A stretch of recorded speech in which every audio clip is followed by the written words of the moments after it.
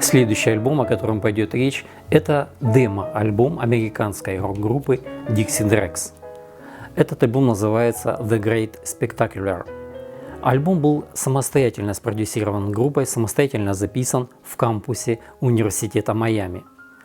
Альбом был выпущен в 1975 году ограниченным тиражом в 1000 экземпляров. В моей коллекции данный альбом представлен специальным перевыпуском 2024 года. Это был выпуск ко дню музыкального магазина. Альбом получил свое название The Great Spectacular в честь бывшего второго гитариста и певца Dixie Grid Фрэнка Бриттингема. Dixie Dregs – это американская рок-группа из Агасты, штат Джорджия, основанная в 1970 году. Dixie Dregs произошли от группы Dixie Grid, основанной Стивом Морсом и Энди Уэстом в 1970 году. Группа известна инструментальной музыкой, сочетающей в себе элементы рока, классической музыки, кантри и джаза. Их стиль трудно классифицировать. Группа была признана одной из лучших исполнителей южного рока, прог-рока и джаз-фьюжена 70-х годов. Все треки альбома были написаны основателем группы, гитаристом Стивом Морсом.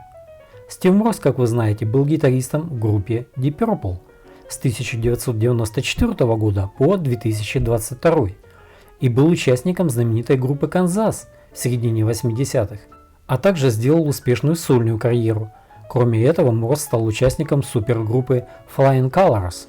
В этой группе, также, как вы знаете, работал Майк Портной, соучредитель всеми известной группы Dream Theater. Кроме всего этого, Морс выступает еще и со своей группой Steve Morse Band. Первый альбом Dixie Dregs был выпущен на собственном лейбле.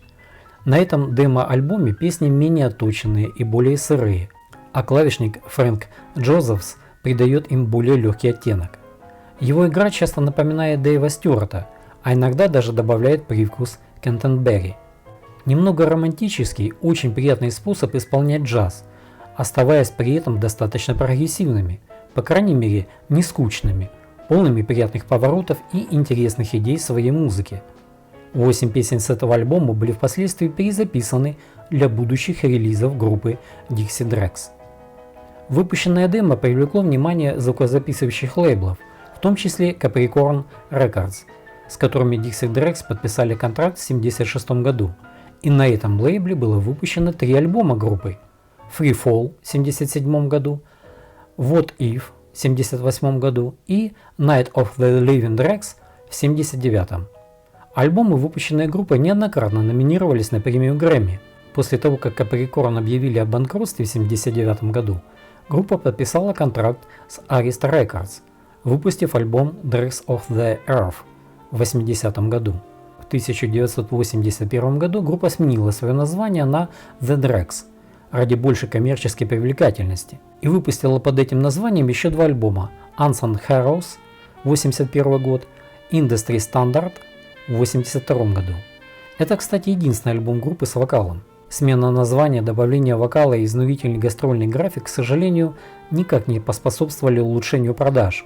И в 1983 году участники The Dregs решили распустить группу, расставшись для осуществления своих индивидуальных проектов. После воссоединения в 1988 году Dixie Dregs выпустили в 1994 году один студийный альбом Full Circle и 2 концертных альбома Bring 'Em Back Alive в 1992 году и California Screaming в 2000 году. О создании альбома The Great Spectacular гитарист и руководитель группы Стив Морс вспоминал: «Подготовка к этому альбому – это та часть, которая мне понравилась больше всего. Мы были вместе как группа и играли обычно бесплатно, где-нибудь на территории кампуса университета Майами или в окрестностях города Майами. Сама запись была резкой и неотшлифованной. Нам пришлось ее записать за одну ночь после долгого дня на занятиях. Это было сделано поздно вечером, нам было по 19-20 лет. На самом деле это была не студия, Они просто поставили звукозаписывающее оборудование для записи концертов. Мы сидели там в наушниках, мой усилитель находился в шахте лифта. Скрипка, гитара и бас шли прямо на сцену. Это было странно. Нам пришлось тащиться наверх в самый конец сцены. Киномеханик был в будке и делал там микширование, так что в звуке не было ничего особенного.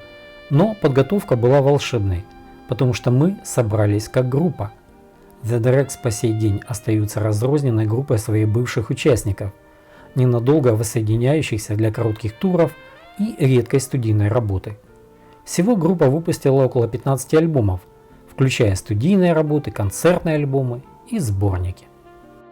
Следующий альбом, подаренный мне Крэгом Муром, это дебютный альбом американской психоделической рок-группы из Детройта SRC. Этот альбом был выпущен в 1968 году. В моей коллекции данный альбом представлен перевыпуском 2024 года.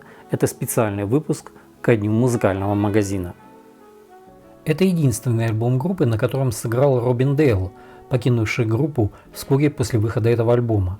Название группы и их дебютного альбома SRC – это сокращение от Scott Richard Case. С 1966 года по 1972 год группа была постоянным исполнителем на многих рок-площадках Детройта. В своем обзоре альбома SRC на сайте AllMusic Джон Милс написал: «С двойными солистами Гэри Квакенбушем и Стивом Лайманом, отчетливым церковным психоделическим Хаммондом Глена Квакенбуша и ангельским и англофильским вокалом Скотта Ричардсона, SRC представляет собой отчетливо кислотный альбом, не похожий ни на что другое на сцене Детройта. Не слышно ни малейшего влияния соула. Основные треки этого своеобразного, наполненного космической психоделией альбома – это песни Black Sheep, Daystar и Марионетка. Даже сегодня это звучит свежо.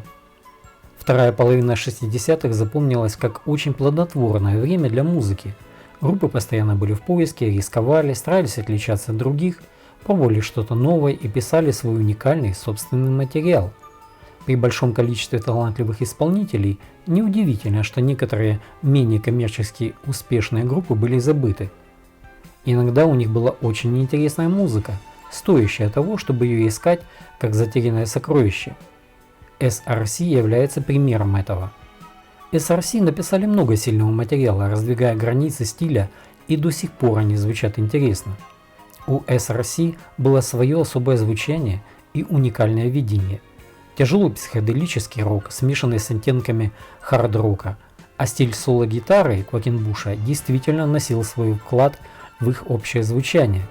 Техника Квакенбуша была невероятна, особенно то, как он использовал обратную связь и включал ее в жгучее выразительное соло, которые варьируются за считанные секунды в одной и той же песне, от мелодичного до хаотичного. В их звучании отражалось влияние таких групп, как Cream, The Pretty Things, The Who и The Yardbirds и других британских групп. Они смешивали это влияние со звучанием коллег с местной музыкальной сцены, чтобы создать что-то свое, уникальное и креативное.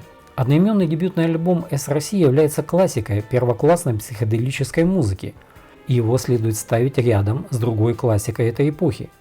Альбом наполнен великолепными мелодиями, гармониями, невероятными стремительными гитарными соло. Всего группа SRC выпустила 4 студийных альбома, 3 из которых выходили на виниле в 1968 году, в 1969 и 1970.